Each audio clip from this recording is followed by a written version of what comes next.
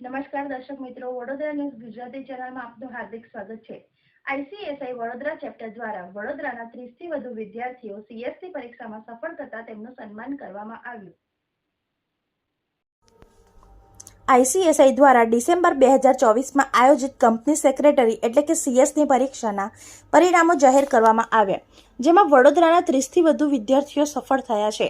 Executive અને professional સ્તરે ઉત્તમ પરિણામ મળ્યું, જેમાં પ્રોફેશનલ સ્ટેજમાં 15મી અને એક્ઝિક્યુટિવ સ્ટેજમાં 14મી ઓલ ઇન્ડિયા રેન્ક પ્રાપ્ત થઈ છે।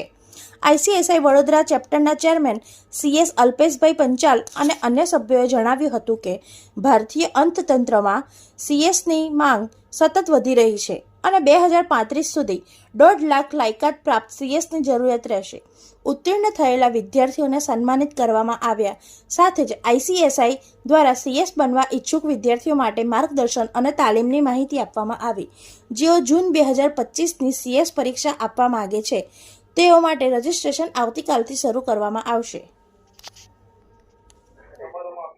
છેલ્લા કેટલાય વર્ષોથી કોર્પોરેટ ગવર્નન્સ માટે સરકાર ભાર મૂકી રહી છે અને કોર્પોરેટ ગવર્નન્સમાં સૌથી મહત્વની ભૂમિકા એક કંપની સેક્રેટરી નિભાવે છે।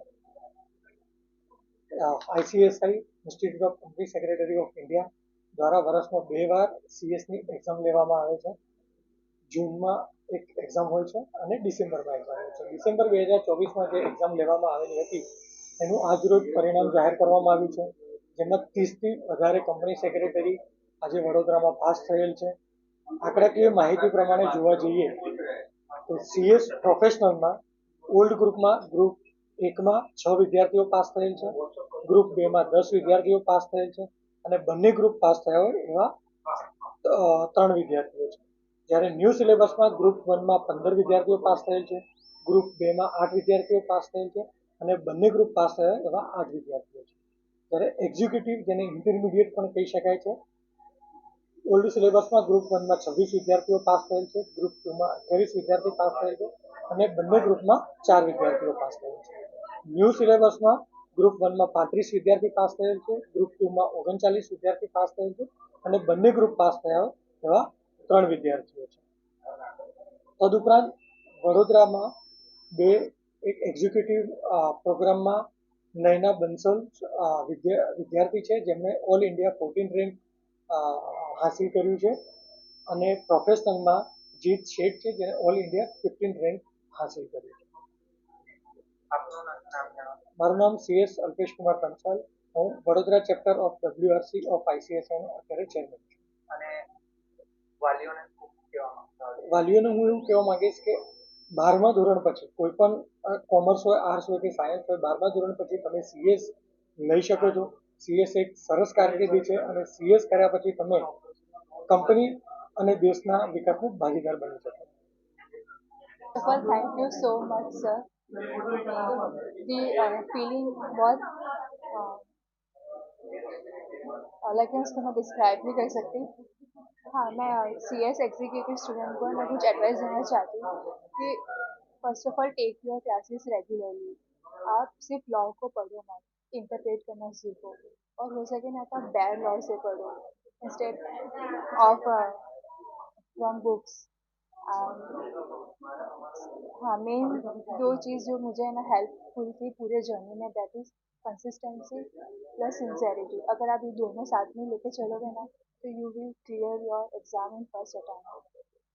फर्स्ट ऑफ ऑल जो एग्जीक्यूटिव में जो एड 14 है, it is beyond my expectation. मैंने तो ये एक्सपेक्ट भी नहीं किया था, बट अब आ गई है तो फिर मेरा मोटिव है कि मैं प्रोफेशनल में भी इससे भी अच्छी ऑल इंडिया रैंक लेकर आऊँ।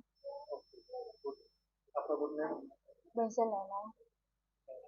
સૌથી પહેલાં તો મેં કહીશ કે મહેનતનો કોઈ શોર્ટકટ નથી। હું સેકન્ડ સ્ટેજમાં મારા અટેમ્પ્ટ્સ લાગેલા, તો એનાથી મેં શીખેલો કે ડિસિપ્લિનથી બધું ક્લિયર થઈ જશે અને મહેનત કરશો તો ઓબ્વિયસલી તમને એનું રિઝલ્ટ મળવાનું છે। હું રોજને નહીં 8થી 9 કલાક રોજે બનવા બેસતો હતો અને પછી એને રિવાઇઝ કેવી રીતના કરીશ એના પર હું પાછળથી પ્લાન બનાવતો। સૌથી પહેલાં તો મેં એક્ઝિક્યુટિવના છોકરાઓને એવું કહીશ કે એમને કન્સેપ્ટ ક્લેરિટી પર ઇમ્પોર્ટન્સ આપવું જોઈએ અને જે આપણો લો છે એનો પ્રોવિઝનનો ક્રક્સ સમજવાનો ટ્રાય કરવો જોઈએ. અગર એ તમને યાદ રહી જશે તો તમારા માટે આન્સર રાઇટિંગ પણ એકદમ ઇઝી થઈ જશે એક્ઝામમાં. ભવિષ્યમાં કંપની સેક્રેટરી તમે આજે કમ્પ્લીટ કરી છો, બની ગયા છો, ભવિષ્યમાં તમે કઈ દિશામાં જવા માંગો છો?